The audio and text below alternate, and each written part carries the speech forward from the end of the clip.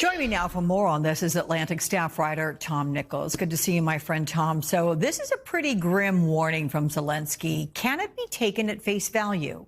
Or is it an effort maybe to keep the U.S. involved in Europe? The thing is, it's a warning that others have made besides Zelensky.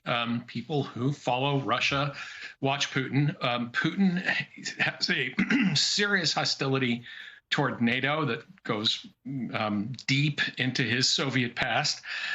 He is deeply invested in the idea of proving that NATO is just a paper tiger, that he can take some small piece of territory.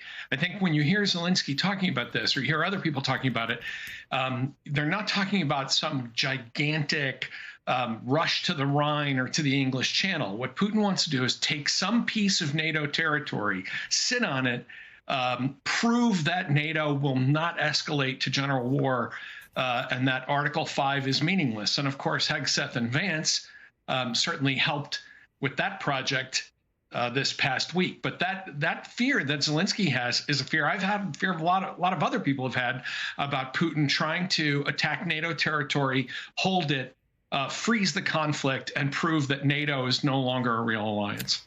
Zelensky suggesting there that Poland and Lithuania would be two potential targets. Does it concern you there's been no word from U.S. intelligence agencies about any kind of a buildup per Zelensky's claims, or are we just not being made aware of it? And the timing of this, Putin wouldn't do that to a NATO country, or hasn't prior to Ukraine.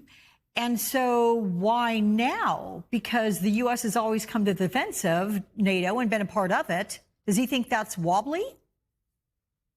Well, first, U.S. intelligence agencies are not going to come out every day and kind of issue a threat level. Putin, what Zelensky was talking about is potentially 6 months, 7 months down the line, maybe even longer.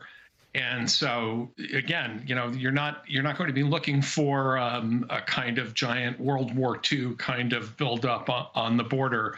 I think one thing that everybody worries about, including Zelensky, is that Putin is going to somehow convince himself that he can get away with some kind of action on the cheap.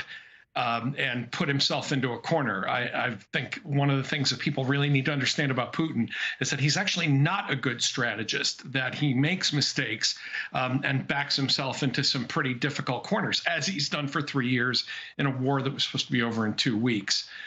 So I think that that's one thing to be concerned about in terms of not to be concerned about in terms of not hearing anything from the intelligence community. Okay. You're not going to hear anything at this point. I think what Zelensky's warning about is something that could happen down the line if these security guarantees start to unravel. I mean, we've never heard a vice president and a secretary of defense talk this way. And, I don't agree often with John Bolton, but I think he was right when he said they're drinking vodka out of the bottle in Moscow tonight. There's going to be that meeting tomorrow of European leaders, and it's called on by French President Emmanuel Macron. Is there anything you're hoping to hear after that meeting? Could there be any kind of an announcement of an armed forces of Europe, which, of course, we heard Zelensky call for? Yeah, actually, I'm hoping not. I'm hoping that the reaction all around is more measured and gradual, so that the Europeans don't put themselves in a position where they now have to go ahead with things that they may not want to carry through on, or that they may not have fully thought through yet. So I think the fact the Europeans are getting together, they're talking about this, they're clearly keeping their eye on the ball in Ukraine, I think that's enough. I don't think we need an earth-shattering announcement tomorrow, in part because I think American policy isn't very coherent right now. And I don't think the Europeans need to have a kind of tit-for-tat response to somebody like Pete Hegseth, who's already had to walk stuff back and is in over his head at this point. So I think, measured and steady is probably the best outcome, rather than an important announcement. Well, let's turn, though, to your article about the Defense Department. The title is Who's Running the Defense Department? And you note other key positions are being filled with unqualified candidates, mainly on the basis of loyalty to President Trump.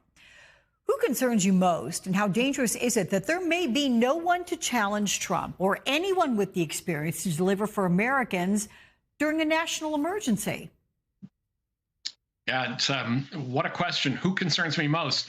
You could spin the big wheel and stop almost anywhere at this point, especially in the cabinet, because it's not just Hegseth and his deputies. I mean, he's going to have people below him who just don't know what they're doing, and that may sound like an unfair criticism, but billionaires who have run big firms are not particularly adept at running the Pentagon. And this is something Americans tend to believe. They think that anybody who's good at business or making money should be able to run the Defense Department. And that's simply not the case.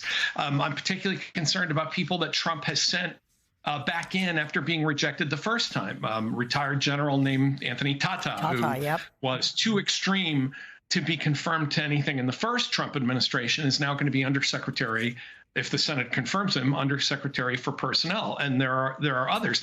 But the overall picture is, when there's a crisis, who's going to be in the Oval Office with the president? Pete Hegseth, Tulsi Gabbard, Marco Rubio, who is at this point a reassuring figure, although not particularly experienced.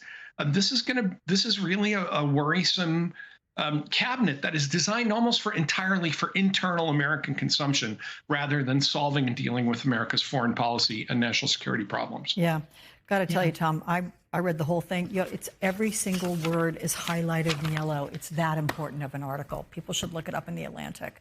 Thanks so much.